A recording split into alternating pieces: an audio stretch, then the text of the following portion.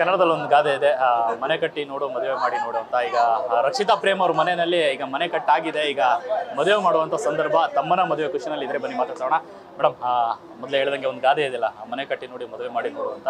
So ಮನೆ ಕಟ್ಟಿದ್ದೀರಿ, ಈಗ ಮದುವೆ ಮಾಡುವಂಥ ಸಂದರ್ಭ, ಅದು ತಮ್ಮಂದು ಪ್ರೀತಿಯ ತಮ್ಮನದು ಎಷ್ಟು ಖುಷಿ ಇದೆ ಅಂತ, ತುಂಬ ಹತ್ತಿರದಲ್ಲಿದೆ.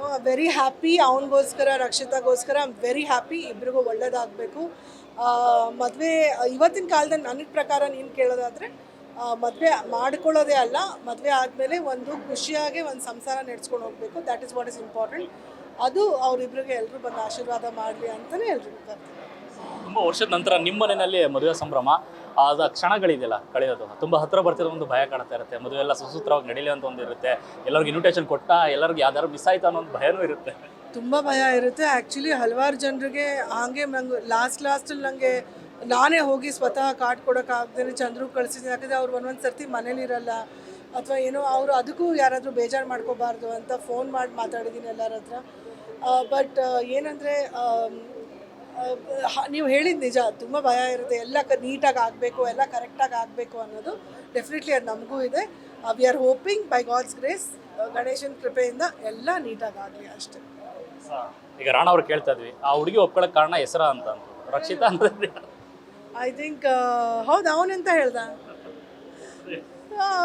ಇಲ್ಲ, ಐ ಥಿಂಕ್ ಅವರಿಬ್ಬರು ಎಲ್ಲೋ through a common friend meet ಮಾಡಿದ್ದಾರೆ ಅನಿಸುತ್ತೆ. ಕೋಇನ್ಸಿಡೆನ್ಸ್ಲಿ ಅವ್ರ ಹೆಸರು ರಕ್ಷಿತಾ ಅಷ್ಟೇ. ಬಟ್ ಅಂದರೆ ಐ ಥಿಂಕ್ ನಾನು ಹೇಳ್ದಂಗೆ she is very sweet girl ಕಣೋ. ಅಂದರೆ anybody who meets Har will like her. She is like that. ಅವಳು ಆ ಥರ ಹುಡುಗಿ ಅವಳು. ಸೊ ಖುಷಿ ಇದೆ. They both are most importantly ಅವರಿಬ್ಬರು ಬಾಂಡ್ ಚೆನ್ನಾಗಿರ್ಬೇಕಲ್ವೇನೋ. ಅವರಿಬ್ಬರು ಖುಷಿಯಾಗಿದ್ದಾರೆ.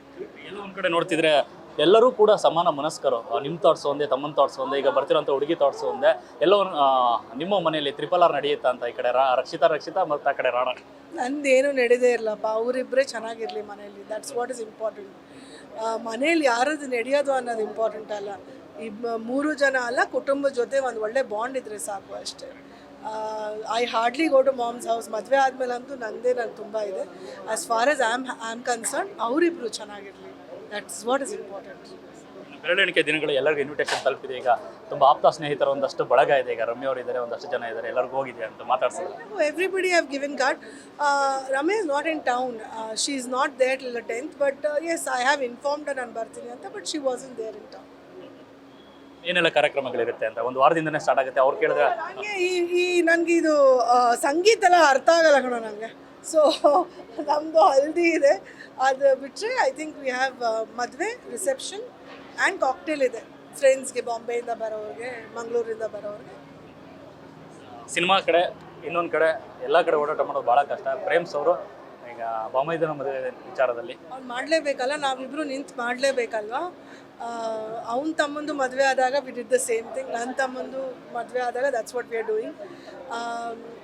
ಬಟ್ ಯಾ ಅವ್ನು ಹಿಡಿಯೋದೇ ಭಾಳ ಕಷ್ಟ ಅವನು ಕೆಲಸದ ಮಧ್ಯದಲ್ಲಿ. ಬಟ್ ಈ ಸಲ ನನ್ನ ಜೊತೆ ಎಲ್ಲ ಕಡೆಗೂ ಬಂದಿದ್ದಾನೆ ಕಾರ್ಡ್ ಕೊಡೋಕ್ಕೆ. Sweet is